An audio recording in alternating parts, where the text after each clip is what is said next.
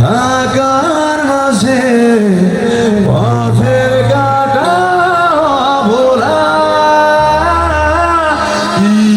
আগুন জানে না কেউ তো জানে না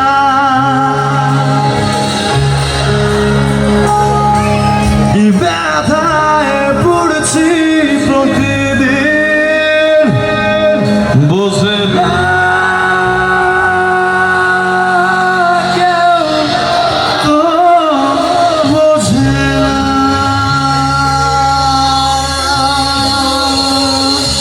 থ্যাংক ইউ, ধন্যবাদ নগরবাসী।